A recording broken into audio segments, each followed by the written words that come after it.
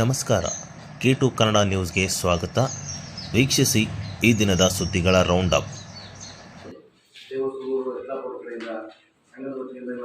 ಶಕ್ತಿನಗರ ಶಾಖೋತ್ಪನ್ನ ವಿದ್ಯುತ್ ಕೇಂದ್ರಕ್ಕೆ ಭೂ ಸ್ವಾಧೀನಪಡಿಸಿದ ಭೂ ಸಂತ್ರಸ್ತರಿಗೆ ಒಪ್ಪಂದ ಪ್ರಕಾರ ಉದ್ಯೋಗ ಮತ್ತು ಮೂಲಭೂತ ಸೌಕರ್ಯ ನೀಡುವಲ್ಲಿ ತೀವ್ರ ವಂಚನೆ ಮಾಡುತ್ತಿರುವ ಆಡಳಿತ ಮಂಡಳಿ ವಿರುದ್ಧ ದಿನಾಂಕ 30ರಂದು ಶಕ್ತಿನಗರ ವಿದ್ಯುತ್ ಶಾಖೋತ್ಪನ್ನ ಕೇಂದ್ರದ ಮುಂದೆ ಹೋರಾಟ ನಡೆಸಲಾಗುತ್ತಿದೆ ಎಂದು ಭೂಮಿಯ ಕಳೆದುಕೊಂಡ ಸಂತ್ರಸ್ತರ ಸಂಘದ ಕಾರ್ಯದರ್ಶಿ ಎಂ ಬಸವರಾಜಸ್ವಾಮಿ ಅವರು ಹೇಳಿದರು.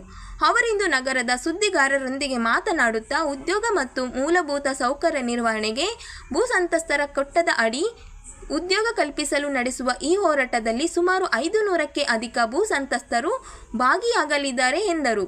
3 ತಿಂಗಳ ಅವಧಿಯ ಒಳಗಡೆ ಉದ್ಯೋಗ ಮತ್ತು ಮೂಲಭೂತ ಸೌಕರ್ಯ ಒದಗಿಸುವಂತೆ ನ್ಯಾಯಾಲಯ ಆದೇಶಿಸಿದೆ. ಆದರೆ ನ್ಯಾಯಾಲಯ ಆದೇಶವನ್ನು ಉಲ್ಲಂಘನೆ ಮಾಡುತ್ತಿರುವ ಆಡಳಿತ ಮಂಡಳಿ ವಿರುದ್ಧ ಸುಮಾರು 500 ಅಧಿಕ ಭೂ ಸಂತ್ರಸ್ತರು ಈ ಹೋರಾಟದಲ್ಲಿ ಭಾಗಿಯಾಗಲಿದ್ದಾರೆ ಎಂದರು. ಶಕ್ತಿನಗರ ಶಾಖೋತ್ಪನ್ನ ವಿದ್ಯುತ್ ಕೇಂದ್ರ ನಿರ್ಮಾಣಕ್ಕೆ ಸುಮಾರು 20 ಎಕರೆ ಜಮೀನು ನೀಡಲಾಗಿದೆ. ಅನೇಕ ವರ್ಷಗಳಿಂದ ಆಡಳಿತ ಮಂಡಳಿ ಗಮನಕ್ಕೆ ತಂದರೂ ಪ್ರಯೋಜನವಾಗಿಲ್ಲ. ಭೂ ಸಂತ್ರಸ್ತರಿಗೆ ಉದ್ಯೋಗ ನೀಡಲು ಕೇಳಿದರೆ ನಮ್ಮ ಮೇಲೆ ದೌರ್ಜನ್ಯ ಮಾಡಲಾಗಿದೆ ಎಂದು ಆರೋಪಿಸಿದರು. ನಮಗೆ ನ್ಯಾಯ ದೊರಕಿಸಿಕೊಡುವಂತೆ ಗ್ರಾಮೀಣ ಶಾಸಕ ಬಸನಗೌಡ ದದ್ದಲ್ ಅವರಿಗೆ ಮತ್ತು ಮುಖ್ಯಮಂತ್ರಿ ಸಿದ್ದರಾಮಯ್ಯ ಗಮನಕ್ಕೆ ತಂದರೂ ಇದುವರೆಗೆ ನಮಗೆ ನ್ಯಾಯ ಸಿಕ್ಕಿಲ್ಲ ಎಂದು ಆರೋಪಿಸಿದರು. ಒತ್ತಡ ಹಾಕಿದಾಗ 2005ರಲ್ಲಿ ಅವರು ಒಂದು ನೋಟಿಫಿಕೇಶನ್ ಮಾಡ್ತಾರೆ. ಯಾರ್ಯಾರು ಭೂಮಿ ಮತ್ತು ಮನೆ ಕಳ್ಕೊಂಡಿದ್ದಾರೆ ಅಂದರೆ ಭೂಮಿ ಆದಮೇಲೆ ಯಲ್ಲಾಪುರ ಗ್ರಾಮನೇ ಶಿಫ್ಟ್ ಮಾಡ್ತಾರೆ. ಶಿಫ್ಟ್ ಮಾಡಿ ಅಲ್ಲಿರ್ತಕ್ಕಂಥ ಮನೆ ಕಳೆದುಕೊಂಡ ನಿರಾಶ್ರಿತರಿಗೆ ಮನೆ ಕೊಡ್ತಾರೆ. ಅಲ್ಲಿರ್ತಕ್ಕಂಥ ಮನೆ ಕಳ್ಕೊಂಡವರು 284 ಜನ. ಅವರಿಗೂ ಕೂಡ ಉದ್ಯೋಗವನ್ನು ಕೊಡಿಸ್ತೀವಿ, ಪ್ರತಿಯೊಂದು ಮನೆಗೂ ಒಂದು ಉದ್ಯೋಗ ಕಲ್ಪಿಸ್ಕೊಡ್ತೀವಿ ಅಂತ ಕೂಡ ಒಪ್ಪಂದ ಮಾಡಿಕೊಡ್ತಾರೆ. ಆ ಪ್ರಕಾರವಾಗಿ ನಮ್ಮ ಉದ್ಯೋಗ ಕೇಳಕ್ಕೆ ಬಂದಾಗ 2005ರಲ್ಲಿ ಅವರು ಒಂದು ನೋಟಿಫಿಕೇಶನ್ ಜಾರಿ ಮಾಡ್ತಾರೆ. ಆ ಜಾರಿ ಮಾಡಿರ್ತಕ್ಕಂಥ ನೋಟಿಫಿಕೇಶನ್ನಲ್ಲಿ ಸುಮಾರು 554 ಜನ ಅರ್ಜಿ ಹಾಕ್ತಾರೆ. 554 ಜನ ಅರ್ಜಿ ಹಾಕಿದಾಗ ಅವರು ಏಕಪಕ್ಷೀಯವಾಗಿ ಅಂದರೆ ಯಾವುದೇ ಸಂಘಟನೆಗಳನ್ನು ಪರಿಗಣನೆಗೆ ತೆಗೆದುಕೊಳ್ಳದೆ ಕೇವಲ ತಮಗೆ ಬೇಕಿರೋರು ಮಾತ್ರ ಅಲ್ಲಿ ಕೂಡಿಕೊಂಡು ಸ್ಫೂರ್ತಿ ಮಾಡ್ತಾರೆ, ಪರಿಶೀಲನೆ ಮಾಡ್ತಾರೆ. ಪರಿಶೀಲನೆ ಮಾಡಿ 554 ಜನರಲ್ಲಿ 199 ಮಾತ್ರ ಅರ್ಹರಿದ್ದಾರೆ, ಉದ್ಯೋಗ ಹೊಂದಲಿಕ್ಕೆ ಅರ್ಹರಿದ್ದಾರೆ ಅಂತ ತಿಳ್ಕೊಂಡು ಅವರೊಂದು ನೋಟಿಫಿಕೇಶನ್ ಹಾಕ್ತಾರೆ. ಮೇನ್ ಗೇಟ್ ಮುಂಭಾಗದಲ್ಲಿ ಒಂದು ಪಬ್ಲಿಕ್ ನೋಟಿಫಿಕೇಶನ್ ಹಾಕ್ತಾರೆ. ಈಗ ಹಾಕಿರ್ತಕ್ಕಂಥ 554 ಜನರಲ್ಲಿ 191 ಜನರಿಗೆ ಉದ್ಯೋಗ ಹೊಂದಲಿಕ್ಕೆ ಅರ್ಹರಿದ್ದಾರೆ ಅಂತ ನೋಟಿಫಿಕೇಶನ್ ಹಾಕ್ತಾರೆ. ಅದು 2005ರಲ್ಲಿ ಹಾಕ್ತಾರೆ. ನಾವು ಹಂತ ಹಂತವಾಗಿ ನೀವು 199 ಜನರಿಗೆ ಉದ್ಯೋಗವನ್ನು ಕಲ್ಪಿಸಿಕೊಡ್ತೀವಿ ಅಂತೇಳಿ ನಮ್ಮ ಜೊತೆಗೆ ಒಪ್ಪಂದ ಮಾಡಿರ್ತಾರೆ. ಅದಾದ ನಂತರ 2024 ಮುಗಿಲಿಕ್ಕೂ ಕೊಟ್ಟಿಲ್ಲ, ಕೇವಲ 76 ಜನರಿಗೆ ಮಾತ್ರ ಇಲ್ಲಿ ಉದ್ಯೋಗ ಕಲ್ಪಿಸಿಕೊಟ್ಟಿದ್ದಾರೆ. ಅವ್ರು ಮಾಡಿರ್ತಕ್ಕಂಥ ಶಾರ್ಟ್ ಲಿಸ್ಟಲ್ಲಿ 554 ಜನರಲ್ಲಿ ಮಾಡಿರ್ತಕ್ಕಂಥ ಶಾರ್ಟ್ ಲಿಸ್ಟ್ 199.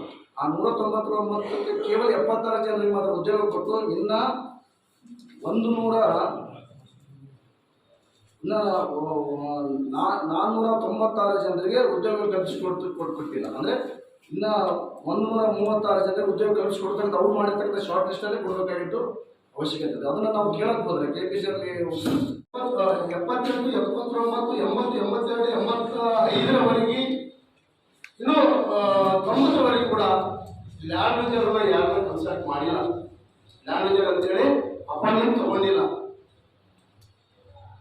ಕಾರಣ ಏನಂತ ಹೇಳಿದ್ರೆ ಅವಾಗ ಎಣ್ಣೆ ಮರ ಅಡಿಯಲ್ಲಿ ಕೂಲಿ ಮಾಡಿ ನೌಕರಿ ಆದಂಥ ಇವರು ತಂದೆದವರು ಯಾರು ಈಗೇನು ನಾವು ಕೇಳ್ತಾ ಇದ್ದೀವಿ ಸರ್, ಕೇಳ್ತಾ ಇದ್ದೀವಿ.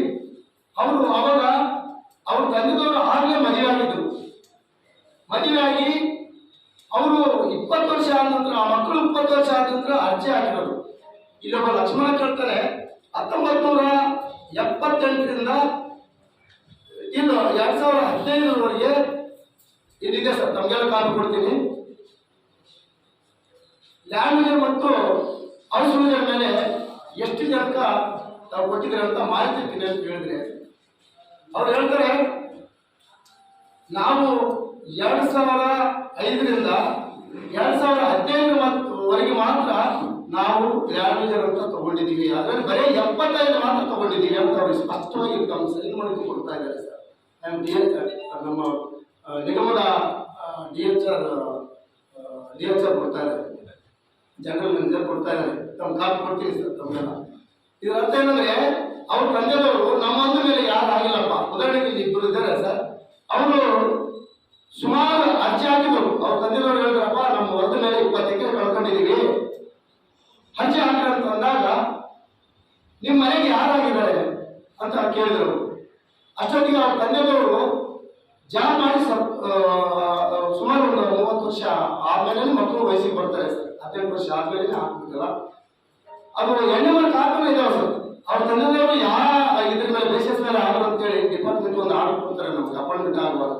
ಅದು ಅಪಾಯಿಂಟ್ಮೆಂಟ್ ಆರ್ಡರ್ ಇದೆ, ಅದನ್ನು ತಮ್ಗೆ ಕೊಡ್ತಾ ಇದೀವಿ. ಉದಾಹರಣೆ ಒಂದೆರಡು ಕೊಡ್ತಿದ್ದೀವಿ.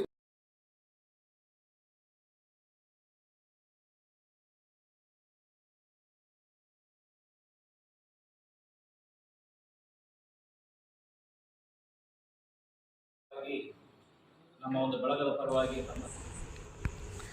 ರಾಯಚೂರು ಮತ್ತು ಕೊಪ್ಪಳ ಅಖಂಡ ಜಿಲ್ಲೆಯ ಹೋರಾಟ ಸ್ಫೂರ್ತಿ ಮತ್ತು ತುಂಗಭದ್ರಾ ಎಡದಂಡೆ ನಾರಾಯಣಪುರ ಬಲದಂಡೆ ಕಾಲುವೆಗಳ ಚಳುವಳಿಯ ಘಟನೆಗಳನ್ನೊಳಗೊಂಡ ಅವಿಭಾಜಿತ ರಾಯಚೂರು ಜಿಲ್ಲೆಯ ಜನ ಚಳುವಳಿಯ ಇತಿಹಾಸ ಅನಾವರಣ ಅರುಣೋದಯ ಚಂದ್ರಶೇಖರ ಬಾಳೆ ಅವರ ಅಭಿನಂದನಾ ಗ್ರಂಥ ಬಿಡುಗಡೆ ಮತ್ತು ಗೌರವ ಸನ್ಮಾನ ಕಾರ್ಯಕ್ರಮ ದಿನಾಂಕ 2ರಂದು ನಗರದ ಸಿದ್ದರಾಮ ಜಂಬಲ್ದಿನ್ನಿ ರಂಗಮಂದಿರದಲ್ಲಿ ನಡೆಯಲಿದೆ ಎಂದು ಕಾರ್ಯಕ್ರಮದ ಅಧ್ಯಕ್ಷರಾದ ಹಾಗೂ ಜನಸಂಗ್ರಾಮ ಪರಿಷತ್ತಿನ ಸಂಸ್ಥಾಪಕ ಅಧ್ಯಕ್ಷರಾದ ರಾಘವೇಂದ್ರ ಕುಷ್ಟಗಿ ಅವರು ಹೇಳಿದರು.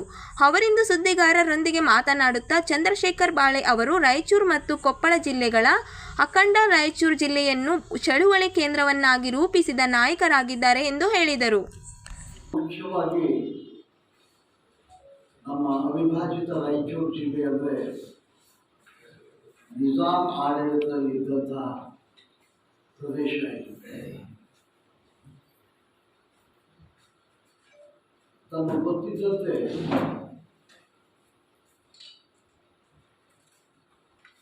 ನಲವತ್ತೆಂಟರ ಸುಮಾರಿಗೆ ಸ್ವಾತಂತ್ರ್ಯ ಸಿಕ್ಕ ಮೇಲೆ ಭಾರತ ಒಕ್ಕೂಟದಲ್ಲಿ ನಾನು ಸೇರುವುದಿಲ್ಲ ಅಂಥೇಳಿ ನಿಜಾಮ ಹೇಳಿದಾಗ ಇಲ್ಲಿ ಸ್ವಾಮಿ ರಾಮಾನಂದ ತೀರ್ಥರ ನೇತೃತ್ವದಲ್ಲಿ ಕಾಂಗ್ರೆಸ್ಸಿನ ನಿಜಾಂಶಾಹಿ ಆಡಳಿತ ಹೋಗಿ ಪ್ರಜಾಪ್ರಭುತ್ವ ಬರಬೇಕು ಅನ್ನೋ ಒಂದು ಹೋರಾಟ ಏನಾಯಿತು, ಆ ಯಶಸ್ವಿ ಹೋರಾಟದ ತರುವಾಯ ಸುಮಾರು 30-35 ವರ್ಷಗಳ ತನಕ 35 ವರ್ಷದ ತನಕ ನಮ್ಮ ಭಾಗದಲ್ಲಿ ಯಾವ ಚಳವಳಿಗಳೇ ಇದ್ದಿದ್ದಿಲ್ಲ.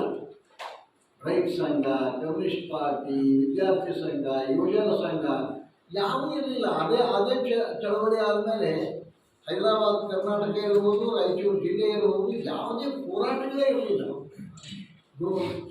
ನಿಜಾಂ ಆಡಳಿತದ ದಟ್ಟ ಗುಲಾಮಗಿರಿಯ ಮನೋಭಾವ, ಪಾಳೆಗಾರಿ ಮೌಲ್ಯಗಳ ಒಂದು ವಿಜೃಂಭಣೆ ಒಳಗೆ ಒಂದು ಥರದ ಗಾಢಾಂಧಕಾರದಲ್ಲಿದ್ದಂಥ ಸಂದರ್ಭದಲ್ಲಿ ಚಂದ್ರಶೇಖರ್ ಬಾಳೆ ಮತ್ತು ಕಾಮರೇಡ್ ಪುರುಷೋತ್ತಮನವರು ಹುಬ್ಬಳ್ಳಿಯೊಳಗೆ ಲಾ ಮುಗಿಸ್ಕೊಂಡು ರಾಯಚೂರಿಗೆ ಬಂದು ಜಯವಾಗಲಿ, ಧಿಕ್ಕಾರ, ಬೇಕೇ ಬೇಕು ಈ ಎಲ್ಲ ಘೋಷಣೆಗಳೇನವಲ್ಲ ವಿದ್ಯಾರ್ಥಿ ಚಳವಳಿ ಮೂಲಕ